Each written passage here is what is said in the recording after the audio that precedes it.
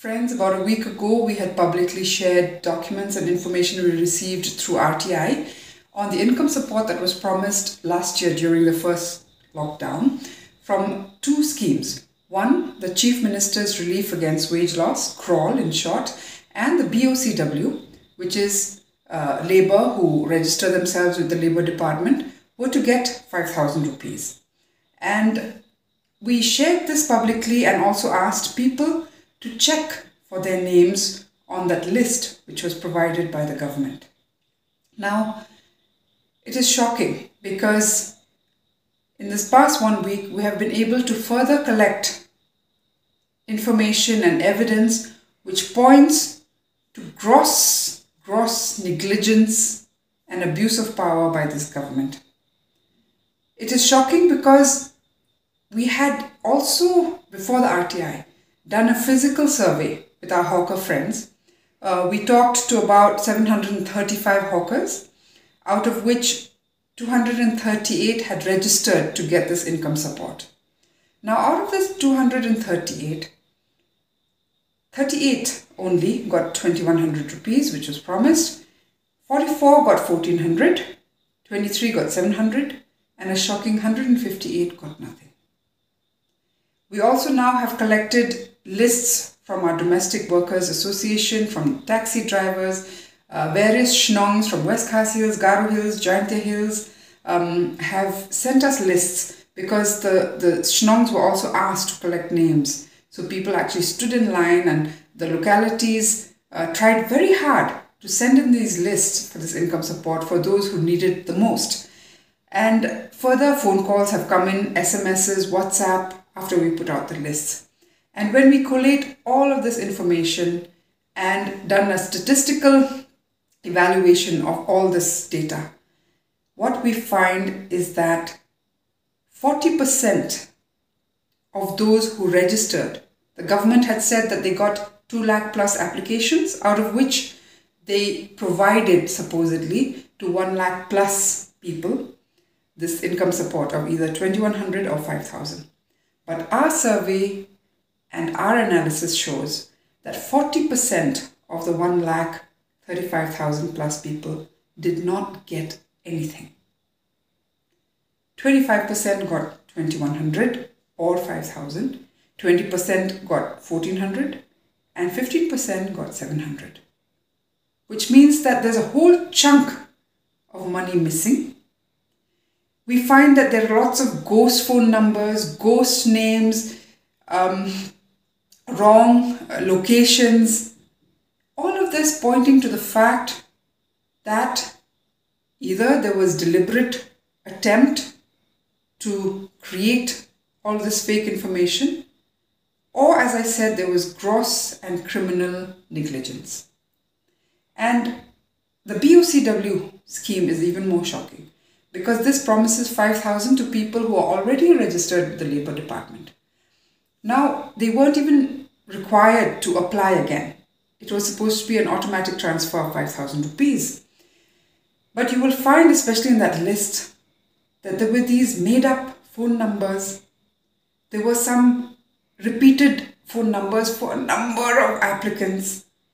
And last time we saw that the government, instead of trying to respond and reply to people's queries on these two income support schemes which were promised last year, they instead went on the defensive and even tried to say that labourers who have not renewed their applications under the BOCW would not get the support. It is quite sad because actually when the pandemic broke out, many states clearly said that even for those who have failed to renew their registrations, it doesn't matter, they were giving them an income support because that was the least of their worries during a pandemic, and they wanted to be inclusive and reach as many people who were being badly affected by the pandemic. And here in Meghalaya, we have people making excuses that if you hadn't registered a 60 rupee renewal a year, then you will not be getting this support. So that was really sad, and it was used as an excuse to not provide this money. And we even made calls to Garo Hills, okay, from that list. And out of 10 calls we made, only one person had received this promised 5,000 rupees. So you can imagine the extent of the mismanagement and corruption that has taken place.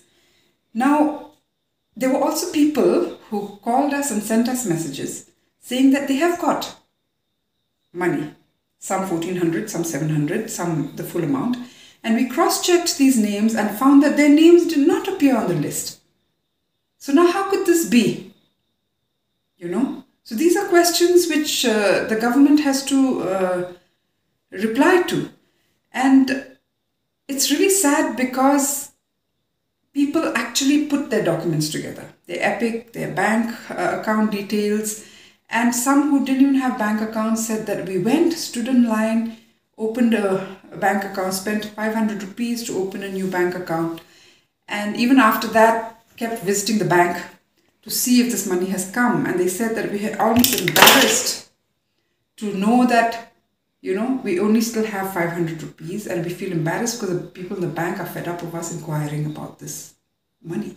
So now the government, what is it doing in effect, is actually victimizing again those people who are marginalized and who actually really needed this support at a time when they were in the most grave difficulty of a pandemic. So the other thing which happened when we put out this list was people called us and they said that we have job cards, so perhaps we were not to get this entitlement, which is true because as per that notification, those who have job cards or who are muster roll and casual workers of the government were not entitled.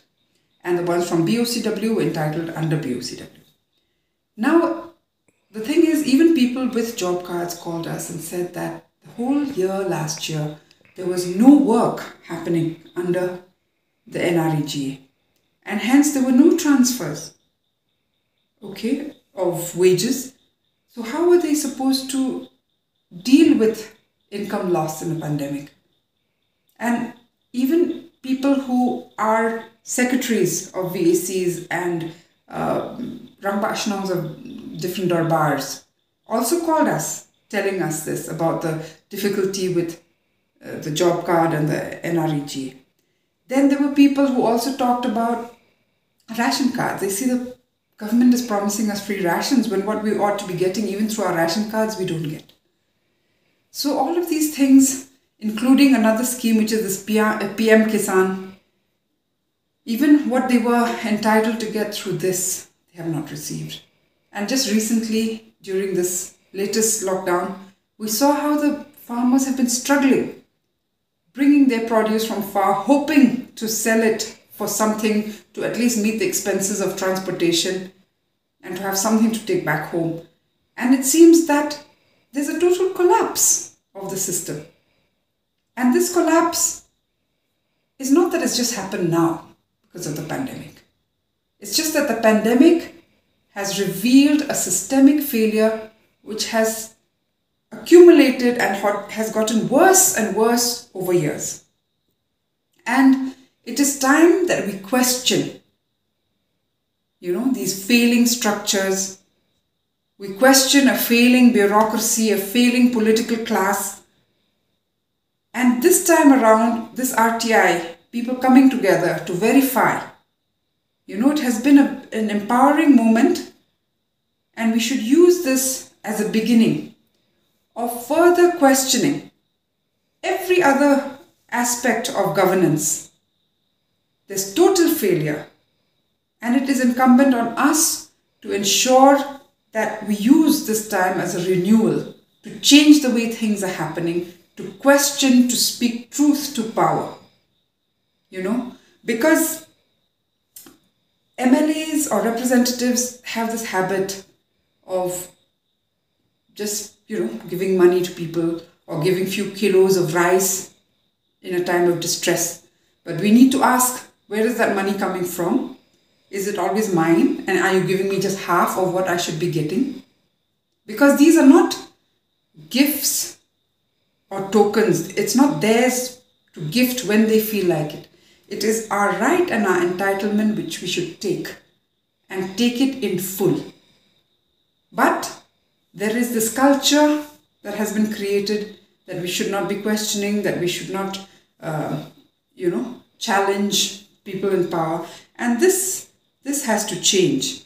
And that's why in this complaint, 1,400 pages of it, we have also demanded that immediately the money which is owed to all those people who have applied and whose names appear has to be released within a week. The ones who have not been paid in full.